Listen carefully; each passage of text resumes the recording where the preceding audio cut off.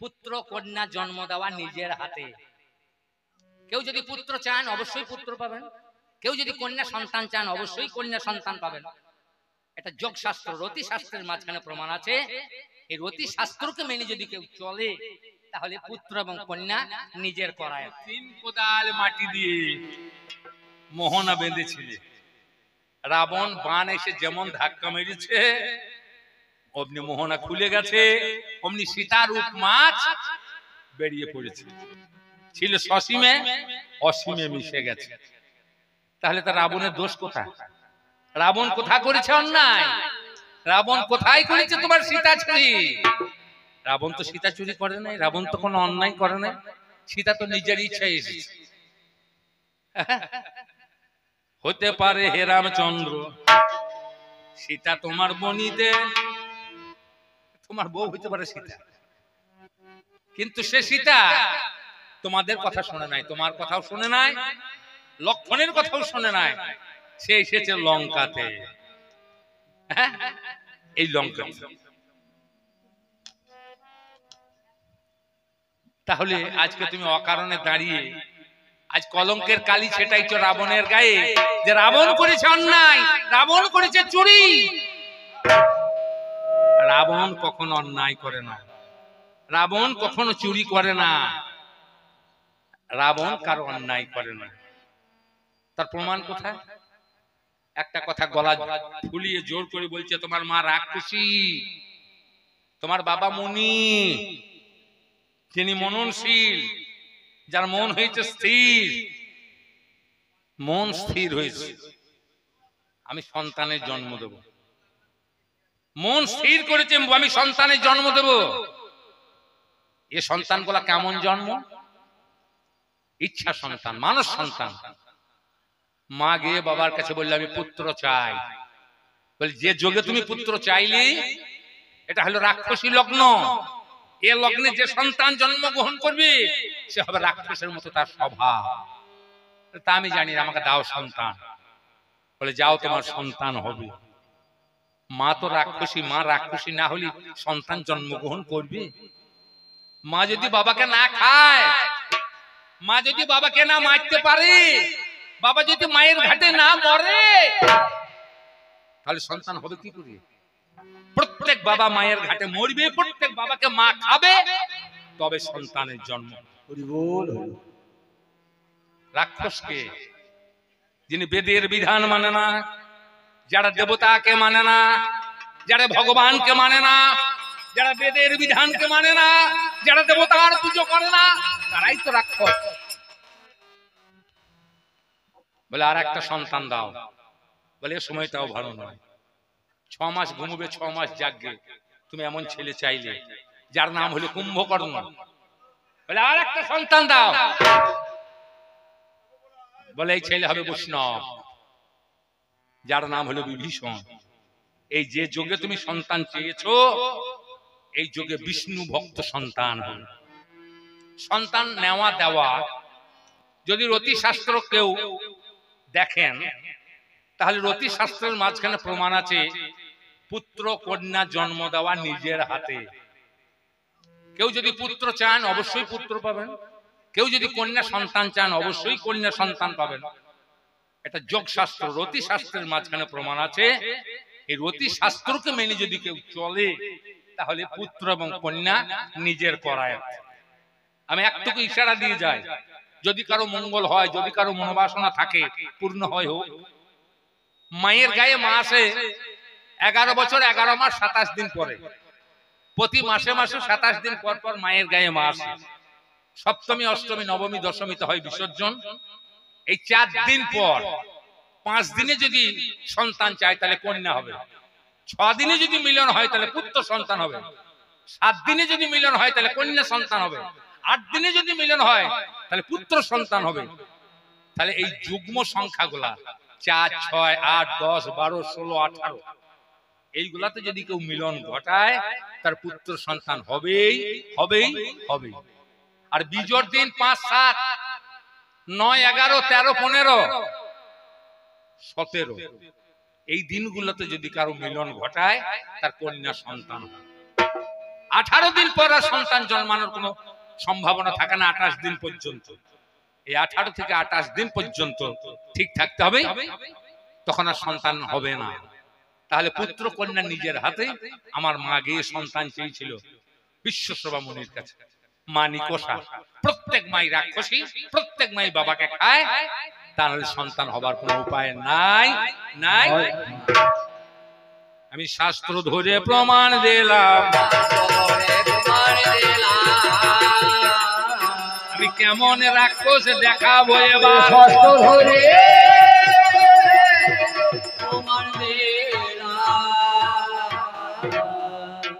রাম আর লক্ষ্মণ হরিণ ধরতে না পেরিয়ে পঞ্চবটী কুঠির এসে ফিরে এসে যখন দেখলো কুঠির শূন্য, কুঠির শূন্য, কুঠিরে সীতা নাই, সীতা নাই,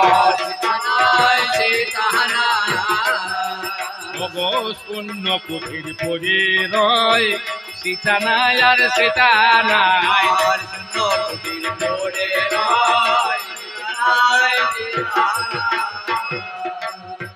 হাসিতা হাসিতা করে রাম কাঁদিতে লাগিল, কোথায় আমার সীতায় গো, কোথায় চলে গেল জানকী।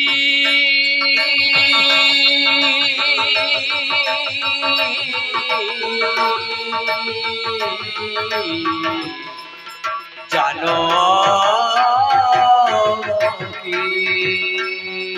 রাম উচ্চ স্বরে গায়, রাম ডাকছে জানকী। তোমরা জানো কি সীতার আর এক নাম জানকী? তোমরা কেউ জানো কি মোর জানকী কোন পথেতে যায়? হাজানকি করে পথে কাঁদিতে লাগিল, পথের মাঝে জটায়ু পাখির সঙ্গে দেখা হলো। বলে রাবণ রাজার ওই রথে চেপে জানকী লঙ্কা পুড়ে যায়, সাগর পারে আছে জানকী শোনো রাম তাই। কি করিবে রাম শুনে কথা, বিপদে পড়ে গেল, কেমন করে বাঁধবে সাগরকে যাবে তাই বলো। আজ্ঞা বট্ট হরিয়া দেশ থেকে হনুমান এসে যায়, ঈশ্বর মুখ পর্বতে এসে তারা গোনারায়। বালি সুগ্রীব দুটি ভাই তারা দ্বন্দ্ব লেগে যায়। ওরে বালি বলে তোমার বউ উদ্ধার করে দেবো যদি আমার বউকে পাই। আমার দাদা সুগ্রীব রাজা আমায় টুম্পাই কেড়ে নিল, আমার পত্নী টুম্পাকে যদি উদ্ধার করে দাও রাম ভালো। হে রাম, তুমি যদি আমার বউ উদ্ধার করে দাও, তোমার বউ উদ্ধার করিব, খবর জানিব আমি। আমার আগে দাদা বালিকে মেরে ফেলো তুমি। যদি তুমি আমার সীতায় উদ্ধার বালি করে দেবে,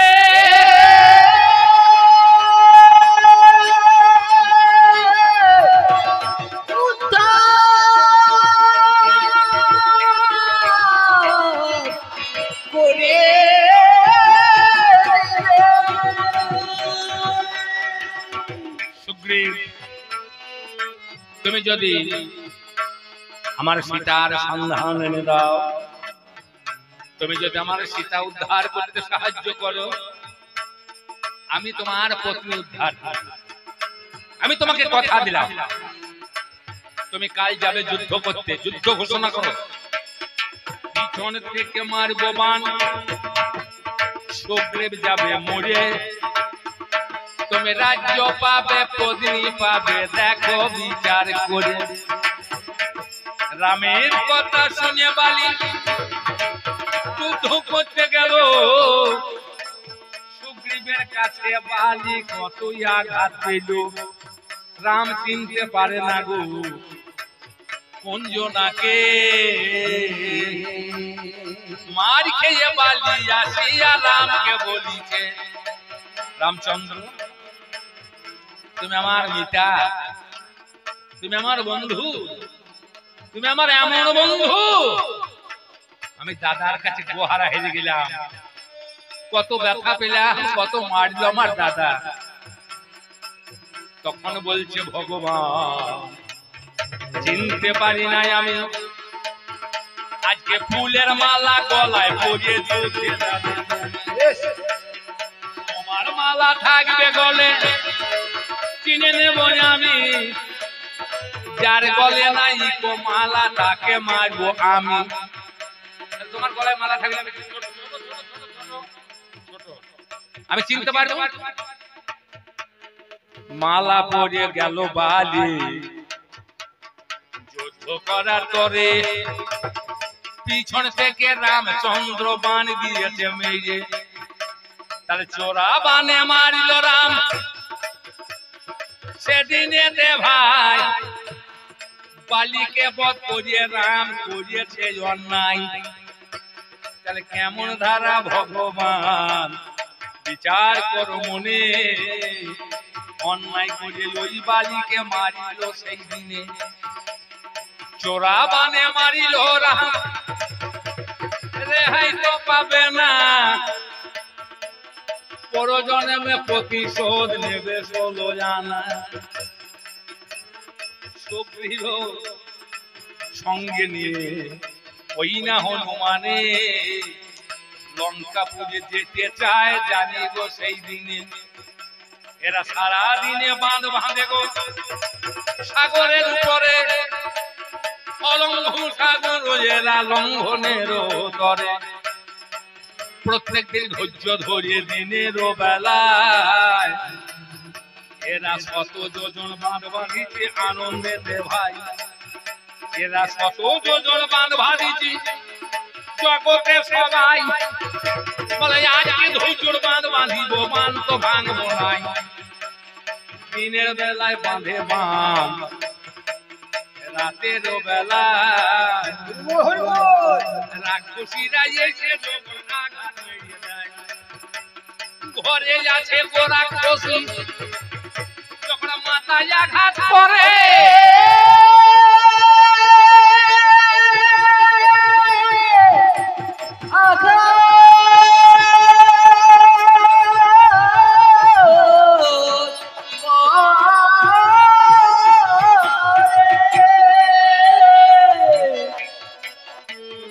বলে ধৈর্যের বাঁধন ভাঙে ভাই।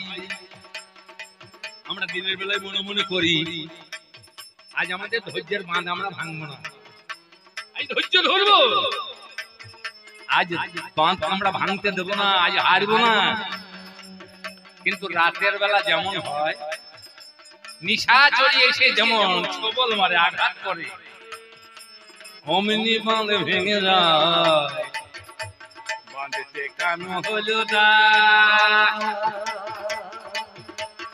কত চেষ্টা করে বাঁধ বাঁধা হচ্ছে নাই,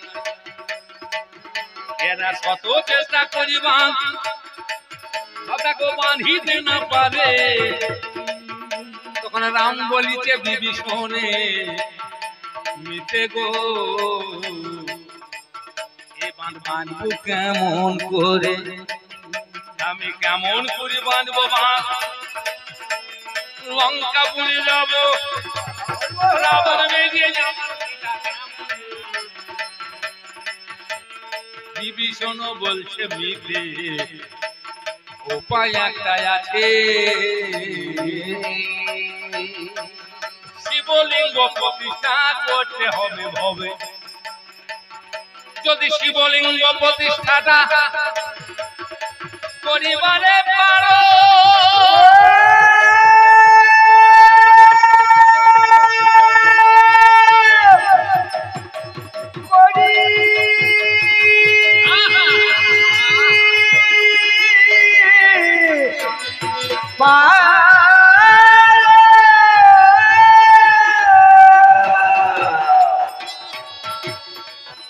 বিভীষণ বলছে বলতে গো, এই বাঁধকে যদি টেকাইতে হয়, এই ধৈর্যের বাঁধকে যদি টেকাইতে হয়, তাহলে শিবলিঙ্গ প্রতিষ্ঠা করতে হবে। তাহলে শিবলিঙ্গ প্রতিষ্ঠা হলে পরেই বাঁধ আর ভাঙবে না। কেমন করে শিবলিঙ্গ প্রতিষ্ঠা যে হয়, ওগো আমার বিভীষণ জানতে অভিপ্রায়। বলে ব্রাহ্মণ চাই, শিবলিঙ্গ প্রতিষ্ঠা করতে হলে ব্রাহ্মণ দিয়ে করাইতে হয়। কেন ব্রাহ্মণ যজন যাজন অধ্যায়ন অধ্যাপনা, ক্ষত্রিয় ক্ষতস্থকে করে ত্রাণ, বৈশ্য ব্যবসা বাণিজ্য চাষাবাদ, আর শূদ্র এই তিন বর্ণের করে সেবা। ব্রাহ্মণ চাই। এমন ব্রাহ্মণ কোথায় পাবো? ত্রিসন্ধ্যা গায়ত্রী যার এক সন্ধ্যা ভুল নয়, এমন একটা ব্রাহ্মণকে ডেকে জানা চাই। তাহলে ত্রিসন্ধ্যায় এক সন্ধ্যা ভুল যে না করে, সেই তো পুজো করতে পারে জানাই প্রকাশ করে। ত্রিসন্ধ্যা গায়ত্রী হিন্দু ধর্মের ব্রাহ্মণের কর্ম হলো ত্রিসন্ধ্যা গায়ত্রী, আর ইসলামদের হলো 5 ওয়াক্ত নামাজ, ফজর জোহর আসর মাগরিব এশা। নামাজ, রোজা, যাকাত, হজ, কালেমা। হজ এটা ইসলাম ধর্মের 5টা স্তম্ভ। নামাজ আজকেই নাম, দেরি কেন? বেলা চলে গেল। কেউ বলছে নমাজ, নবদার মার্জন করো। দুটো কান, দুটো চোখ, দুটো নাক, একটা মুখ, 7টা, আর গুচ্ছ আর লিঙ্গ 9টা দরজা।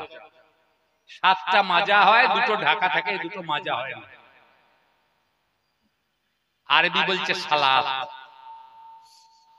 রোজা মানে উপবাস, আল্লাহ সহিত সহবাস। যাকাত মানে হলো দান, আর হজ মানে হলো আত্মতত্ত্ব দর্শন।